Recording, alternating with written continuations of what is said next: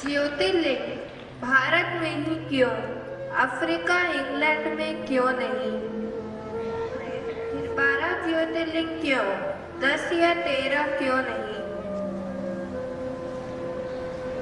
सवाल ज्योतिर्लिंग पर आया है।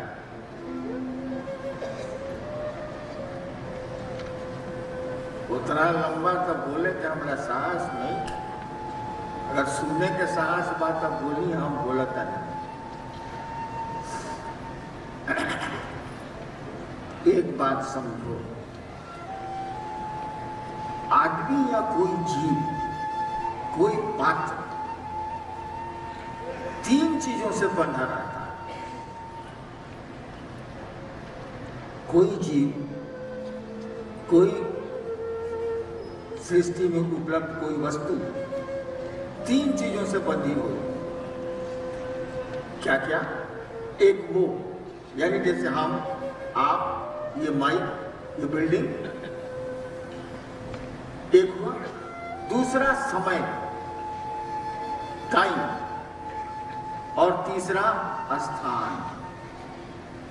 कहा जाता है स्थान, काल और पात्र। पात्र हम आप हैं, स्थान मालूम ही एक जगह है, और समय आप जानते ही हैं। और समय कब पैदा होता है? समय तभी पैदा होगा जब कोई चीज पैदा होगी। अगर कोई चीज पैदा नहीं हुई है तो समय पैदा नहीं होगा। इसीलिए शिव को महाकाल कहा जाता है। महाकाल मैंने उस समय काल नहीं था तब भी वे थे, काल है तब भी वो रहेंगे। तो ये तो समझ गए आप, स्थान, काल और पात्र, ये 3 चीजें से पूरी सृष्टि बंधी हुई है। हम आप एक एक आदमी उससे बंधे हुए हैं, एक एक जीव जगह से, समय से बंधा हुआ है। अब आप 108 बार नमः शिवाय का जप क्यों करती हैं आप? या भारतवर्ष में बड़े पुराने काल से, समय से 108 का जप क्यों होता है? 109 का क्यों नहीं होता? 110 का क्यों नहीं होता? 108 का ही क्यों होता? इसीलिए कि पहले के जमाने में जब ये नियम बने थे 108 के, ऋषियों द्वारा, मनीषियों द्वारा या शिव द्वारा किए गए हों, तो स्थान को निकाला जाता है चौहद्दी से। हम लोग कोर्ट करते थे तो कोई जमीन का झगड़ा होता था तो उसमें पहले चौहद्दी उसमें रहती थी। उस जमीन के चारों ओर क्या है, उत्तर, दक्षिण, पूर्व, पश्चिम, क्या है, तो चौहद्दी हो गई 4। यानी किसी चीज को, कोई चीज कहीं खड़ी है ये जानने के लिए 4 दिशाएं आप बता दीजिए तो उसके चारों ओर क्या है, आदमी समझ जाएगा कि वहां पर है। स्थान हो गया 4। उस समय समय की गणना होती थी मुहूर्त से, नक्षत्रों से। 27 नक्षत्र माने जाते हैं। 27 हो गया समय, 4 हो गया स्थान, पात्र तो हम आप हैं भाई साहब।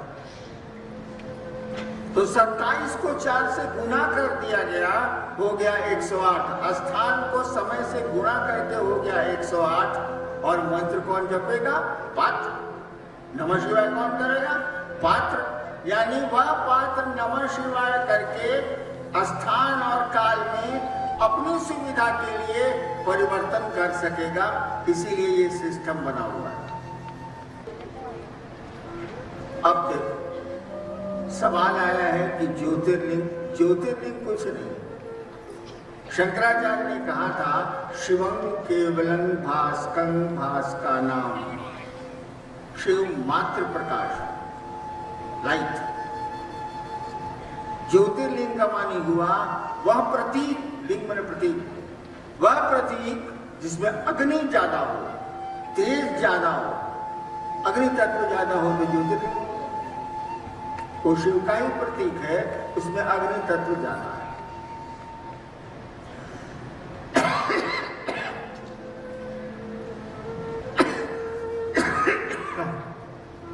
दूसरा सवाल है कि ये 12 क्यों?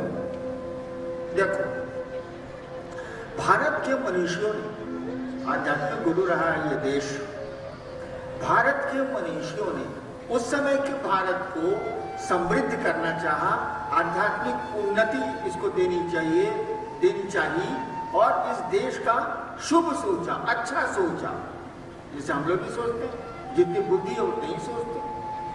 तो ऋषि मुनियों ने इस पूरे भारतवर्ष को, उस समय का भारत था, इसकी संपन्नता, समृद्धि, आध्यात्मिक उन्नति की कोशिश की, व्यक्ति की भी की, वो गुरु भी बने और बड़े क्षेत्र की भी की, इस देश की भी की। तो हुआ क्या, कहा कि ये 108 तो स्थान और बात ये समय हो गया, चार बच्चे बहुत ही, आज 27 दो नक्षत्र समय हो गया, और जगह भी पूरा भारतवर्ष हो गया।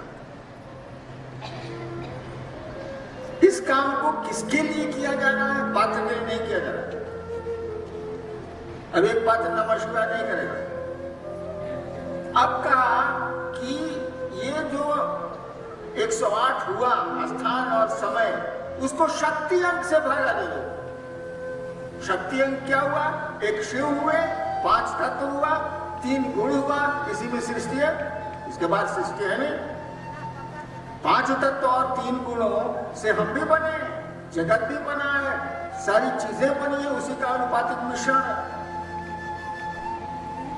तो कहा कि पूरे भारत देश की संपन्नता और समृद्धि के लिए शक्ति अंक, यानी सृष्टि का जो अंक है 9, नवमी, 9 दुर्गा, शक्ति अंक है वो,